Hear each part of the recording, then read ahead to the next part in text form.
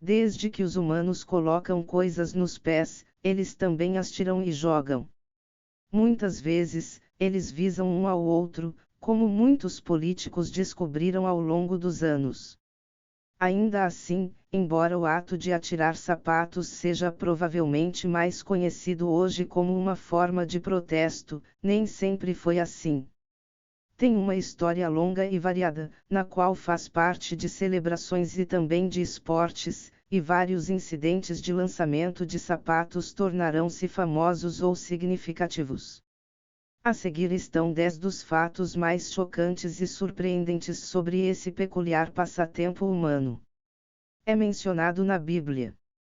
As raízes do lançamento de sapatos são antigas. Tão antiga, na verdade, que aparece na Bíblia, onde é usada como metáfora pelo próprio Deus. Salmo 68 é geralmente traduzido para o inglês como Moabe é minha bacia, sobre Idam lançarei fora o meu sapato. Lançar fora às vezes é substituído por lançar. Deus deve ter realmente desejado Idam, um antigo reino no Oriente Médio. Embora a menção de jogar o sapato possa ter alguns significados diferentes, todos são muito negativos. Definitivamente, era o tipo de insulto que as pessoas ainda associam ao lançamento de sapatos hoje. Uma sugestão é que se refere a um antigo costume de jogar um sapato no chão ao tomar posse de algo. Também poderia ser uma referência a como um senhor jogaria o sapato sujo para o escravo, que teria que limpá-lo. Aconteceu com um imperador romano. Outro exemplo antigo de lançamento de sapatos, que provocou um motim em grande escala, aconteceu na verdade com um imperador romano. Corria o ano 359 d.C. e Constâncio II proferia o que o historiador romano Amiano Marcelino descreveu como um discurso muito brando aos limigantes escravos armados na Europa Central. Ele esperava conquistá-los e torná-los seus súditos, mas parece, pelo que aconteceu a seguir, que eles não gostaram muito da ideia. Um deles, que se dizia ter sido atingido por uma loucura selvagem, gritou o grito de guerra dos limigantes Marra, Marra, e atirou o sapato aos romanos. A multidão então atacou o imperador e seus homens, sacando suas armas e gritando. Na confusão, eles não conseguiram diferenciar o imperador do resto de seus homens, então Constâncio conseguiu fazer uma saída rápida em seu cavalo. Costumava ser uma tradição de casamento vitoriana, os sapatos nem sempre foram jogados com raiva. Para os britânicos durante a época vitoriana, era exatamente o oposto. Bombardear os recém-casados com sapatos velhos fazia parte da celebração de um casamento. Em 1895, um escritor escocês chamado James Crombie publicou um tratado sobre lançamento de sapatos matrimoniais, que começava com a observação de que atirar sapatos velhos na noiva e no noivo quando eles iniciam a lua de mel é um costume com o qual todos estamos familiarizados. Não está claro como exatamente os sapatos passaram a ser jogados em casamentos, mas ele observou que grãos como arroz são jogados em casais recém-casados em todo o mundo para lhes trazer boa sorte. Ele também observou que os sapatos também tinham importância simbólica em casamentos em muitos lugares. Na Alemanha, o noivo já foi obrigado por lei a presentear a noiva com um novo par de sapatos e, na Finlândia, um par teve de ser dado à mãe da noiva. Criou um esporte. Não contentes em limitar o lançamento de sapatos aos casamentos, os britânicos também transformaram isso em um esporte. O Lane vê os concorrentes arremessarem o oang na linguagem local de Yorkshire, onde foi inventado uma bota de borracha o mais longe que puderem. Nunca alcançou a fama ou aceitação de seus precursores como o dardo, o arremesso de peso e o disco.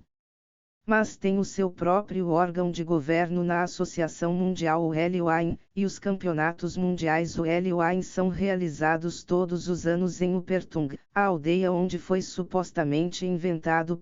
A lenda local diz que uma briga por causa de cerveja derramada no pub da vila fez com que um fazendeiro furioso perseguisse outro fazendeiro do lado de fora e lhe atirasse a bota. Nas semanas que se seguiram, a história espalhou-se pela aldeia e os aldeões tentaram ver quem conseguia imitar melhor o agricultor furioso.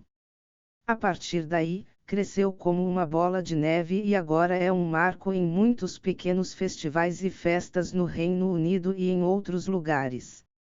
O mito sobre jogar sapatos em linhas de alta tensão.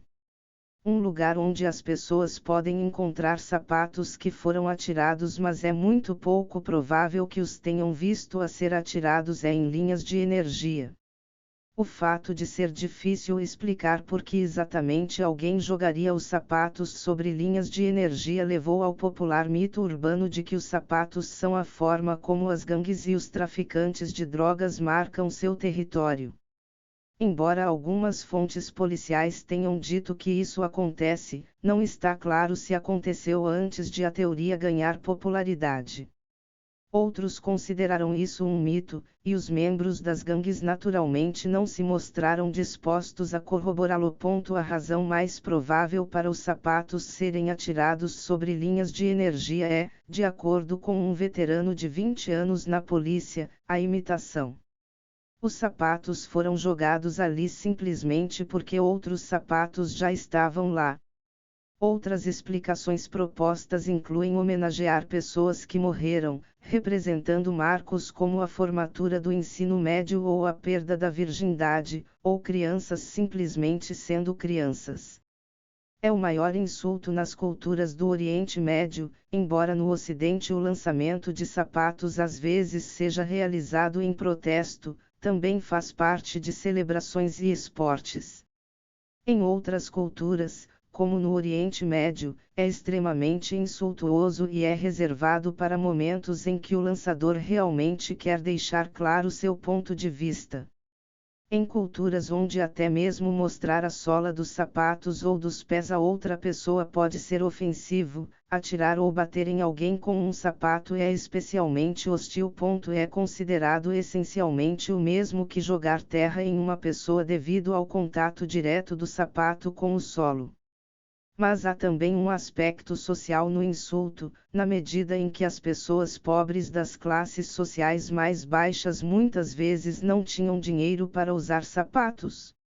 Ser capaz de jogar um sapato fora pode elevar o status do lançador e, ao mesmo tempo, diminuir o do alvo, porque jogar um sapato para ele é como dizer que ele não tem o seu próprio. Foi usado na Guerra do Iraque, sendo um insulto tão poderoso, não é surpresa que incidentes notáveis de lançamento de sapatos aconteçam frequentemente durante tempos hostis e controversos no Médio Oriente. Talvez o incidente de lançamento de sapatos mais famoso de todos tenha acontecido durante a Guerra do Iraque.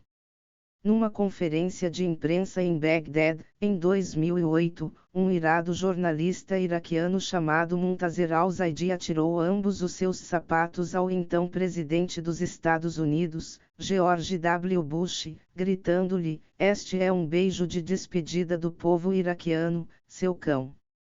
Bush esquivou-se habilmente dos sapatos e ignorou o incidente, mas al-Zaidi foi torturado e condenado a 3 anos de prisão. Felizmente, ele só teve de cumprir 9 meses e tornou-se uma espécie de herói nacional no seu país natal, o Iraque. Ele esperava pela sua oportunidade desde o início da invasão liderada pelos Estados Unidos em 2003, depois de Bush ter sugerido que os ocupantes americanos seriam recebidos com flores. Al-Zaidi escolheu o que considerou ser o oposto das flores. 20 anos depois, ele disse que seu único arrependimento pelo incidente foi não ter sapatos suficientes.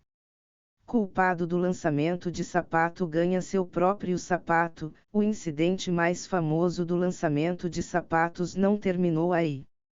O presidente Bush mal teve tempo de levantar a cabeça de trás do pódio antes que o incidente se transformasse num jogo online jogado por mais de 1 milhão de pessoas. Sakio viram os jogadores assumirem o papel de Al-Zaidi e atirarem sapatos virtuais contra o presidente Bush. Aqueles que não ficaram satisfeitos em participar virtualmente da ação poderiam ter ido para a Casa Branca, onde, se não tivessem a chance de atirar seus calçados no verdadeiro presidente, poderiam ter se juntado aos manifestantes para atirar uma efígie dele. Mesmo em 2009, depois de se ter reformado, um cartaz gigante do presidente Bush foi bombardeado por cerca de 100 de manifestantes em Toronto, Canadá. E para coroar tudo isto, Muntazer Al-Zaidi provou o seu próprio remédio em Paris em 2009. Um colega jornalista iraquiano atirou um sapato a Al-Zaidi durante uma conferência de imprensa, que Al-Zaidi, tal como o seu próprio alvo, ano antes, esquivou-se antes de responder: "Ele roubou minha técnica." Seu irmão então jogou um sapato no agressor. Alguns políticos tiveram que se proteger. George W. Bush está longe de ser o único político que foi alvo de tiros de sapato nos tempos modernos. Al-Zaidi revelou-se uma espécie de criador de tendências. Foi noticiado apenas alguns meses mais tarde que na Índia, atirar sapatos tinha se tornado a nova greve de fome, e uma onda de protestos contra arremessos de sapatos foi desencadeada por um jornalista de Nova Delhi chamado Jarnail-Si.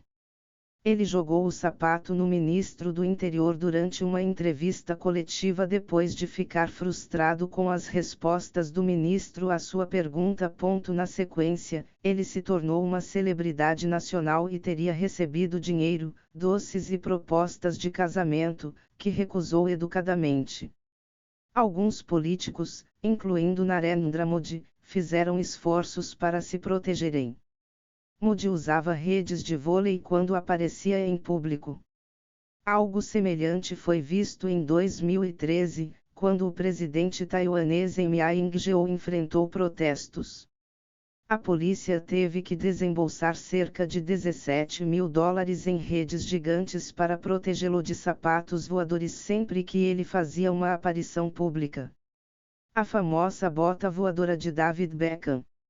Era 15 de fevereiro de 2013 e o Manchester United tinha acabado de perder por 2-0 para o Arsenal, frustrando suas esperanças de vencer uma das principais competições do futebol inglês daquela temporada.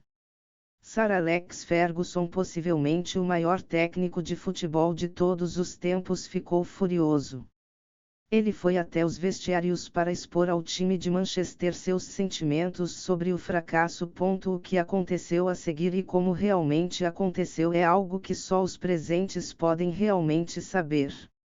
Mas o lendário jogador de futebol David Beckham sairia daquele encontro com um corte acima do olho esquerdo, e havia rumores de que foi o resultado da chuteira de um colega jogador que Ferguson havia atirado nele. Tanto Beckham quanto Ferguson esclareceram mais tarde que Ferguson havia chutado a chuteira, não a jogado, e afirmaram que foi um acidente estranho. Mesmo assim, a história previsivelmente virou notícia de primeira página nos dias seguintes, e todo o evento deixou claro que os dias de Beckham no clube estavam contados. Ele se transferiu para o Real Madrid no final daquela temporada.